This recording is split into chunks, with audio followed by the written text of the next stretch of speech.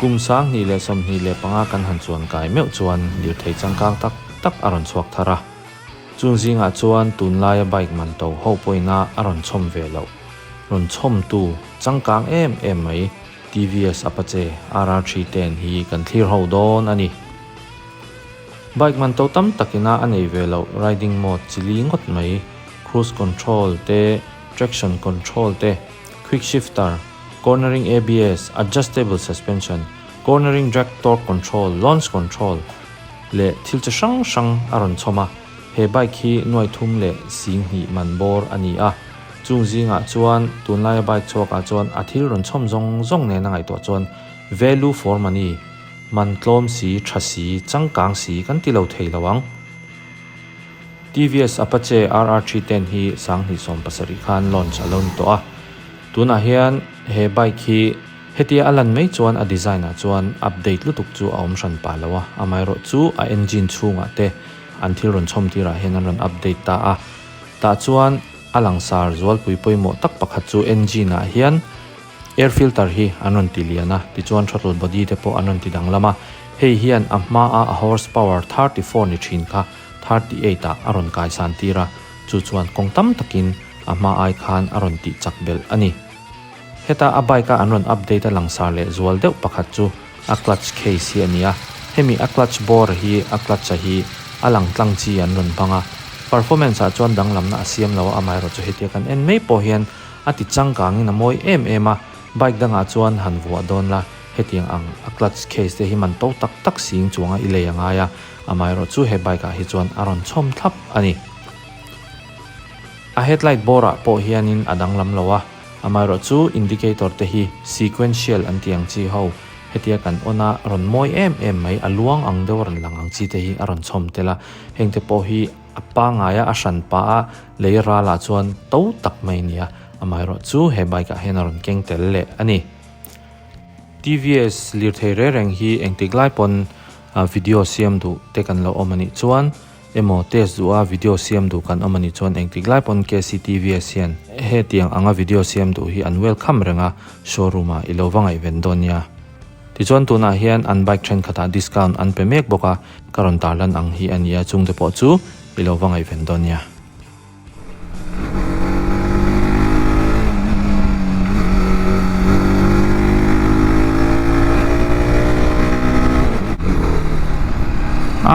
anh real life test về sim khi ngay về chuyện mà nên là khá là anh cái experience khá ngay về chuyện chú vàng cho nên khắp buổi chung mất làm chắc khi chú ăn gì là vía và đuổi lang phải chú phim của người à mai rồi chú ngắm to càng đâu khác hẳn thì về là mà quick shifter tất cả test về là quick shifter rất smooth through ha mày lang đâu cái sao vậy KTM các bạn khác quick shifter không về amai ro chu hei hi ala smooth a crispy mo KTM kha kaneng lo khan ari check kha thina kha ka experience ka soi ve ni chu quick shifter hi atang kai thina tlan chak don chu sport bike anga phei chuanin I kha a thakop mai chuan first le second gear hi apot nangang me a in pot tok ok me a thado ne he bike hi sports tourer anon ti deuh khera sports tourer rang zong in aron label ama hi omje chu sports bike ni sia thui deuh tlan pui nuam turang chi khan aron siam ani mo loko fly straight hi kan tlan chak deuh chinanga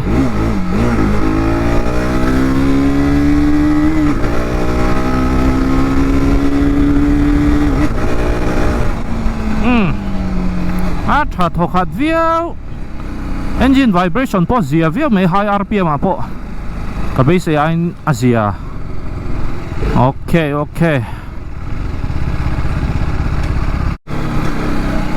ke bike hi unlaunched kha 2017 December tha ve khania tunai kum December kha chir chuang kum riat vel ani ve to amai ro chu khaminu khan anon update na se mema tunan bi page chu update pui takania update pui tak kan ti na chan kher po enge athil chom hi tamani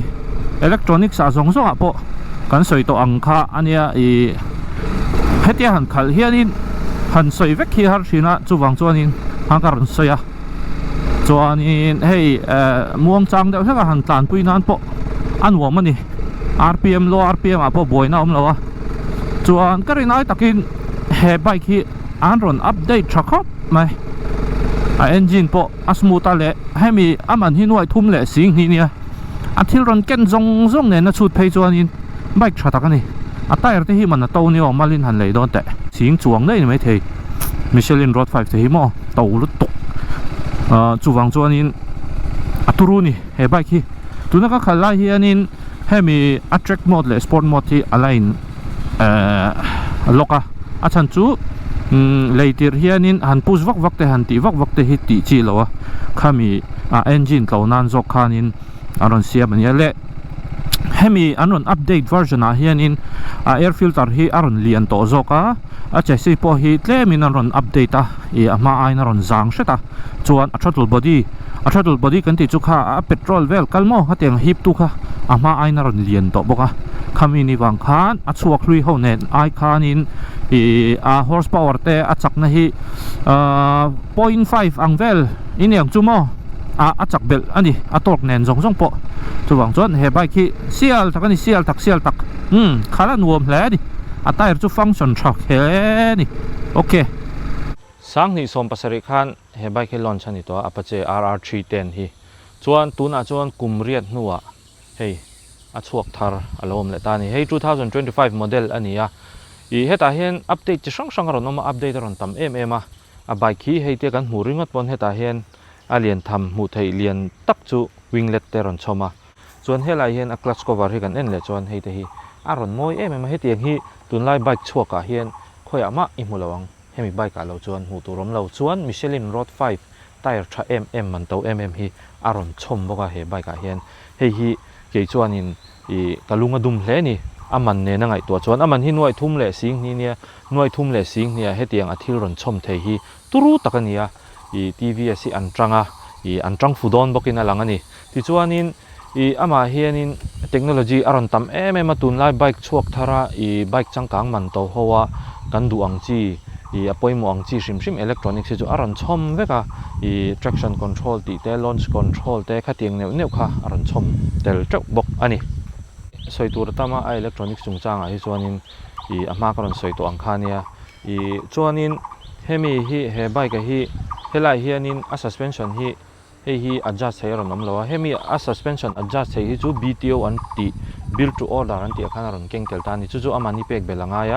สิ่งที่สังเรียน borewell ชาวอีเป็กเบลังsuspension update เตอันนุ่งเล็มาค่ะอารมณ์ไทยบอกอันนี้ที่จวนอักลาร์ปกค่ะอีดูดานินcustomize ให้บอกอันนี้เฮที่ยังทิลอังจงฮีcompany ดังเฮียนเอามก็ใช่แล้วว่าเฮบอนนินตุรุก็ติดคบไม่เกี่ยวจวนเฮลายspeedo vel hi en le lokila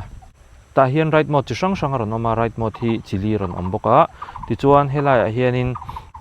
hianin cruise control ron omboka cruise control hi tunlai bike choka hen ron om ve nol to amai ro chu India bike choka hianin awma saber te jing mi ila ka soisual kherlo mai thei ka lo soisual ni chuan milo hrethiam bokula soisual lo turanga chuan heng lai new te po hi anal katia ba ka build quality hi anron build dana hianin anon uluk le ti asiata TVS lampang hian